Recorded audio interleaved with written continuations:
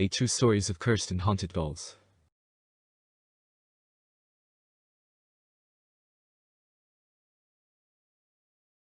First on our list of petrifying playthings is Robert, who originally belonged to author and painter Robert Eugene Otto. The doll was, allegedly, known to giggle, run from room to room, cause household accidents, and walk past upstairs windows while the family was away. Robert was left in the Otto's attic until 1974, where he was passed around from owner to owner, before eventually being donated to Florida's Fort East Martello Museum in 1994, where he still resides today. Staff members claim that the doll causes strange activity anytime it is rotated through the museum. Its head is also said to be seen turning to follow museum goers as they pass by.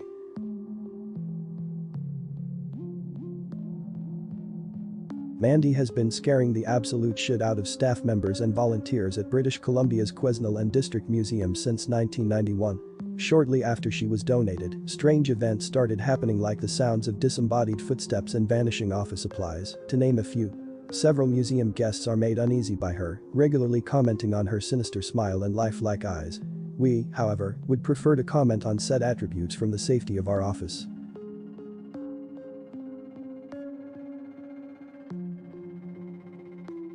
In 1918, 17-year-old Akichi Suzuki bought a doll for his sister, Akiku. She quickly became attached to it, even christening it with her first name. But sadly, she died a year later of an intense fever. The family built a memorial altar in her honor, placing Akiku, the doll, at the center of it. Shortly afterwards, the Suzukis noticed that Akiku's hair was growing. Believing that the spirit of their daughter had latched onto the toy, the family donated her to Japan's Menenji Temple, where she is still on display. Her hair continues to grow and is currently 10 inches long.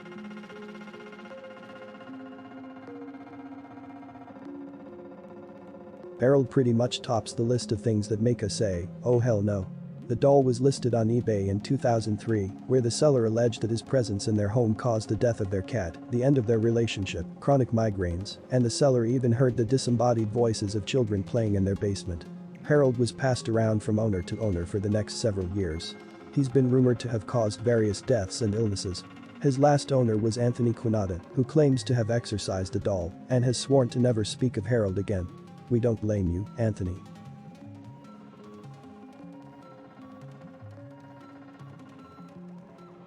Harold pretty much tops the list of things that make us say, oh hell no.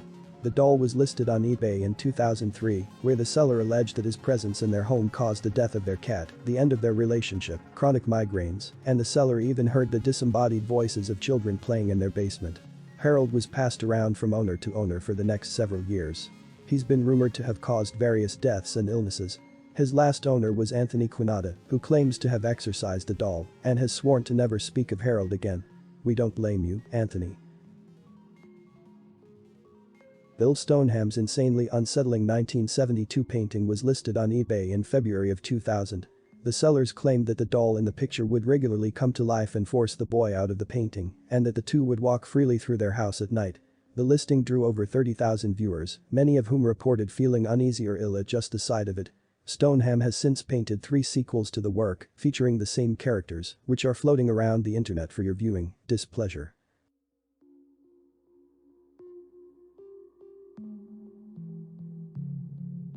Just south of Mexico City rests the straight out of a horror movie Isla de las Muñecas. The land's original caretaker, Don Julian Santana Barrera, allegedly found the body of a drowned girl and one of her dolls floating near the island. He hung the doll on a tree in a sign of respect, but after being haunted by her spirit began hanging more and more dolls around the island in an effort to appease her restless ghost. After 50 years of obsessively collecting his dolls, Barrera died of drowning in 2001, apparently in the exact same spot as where he found the girl.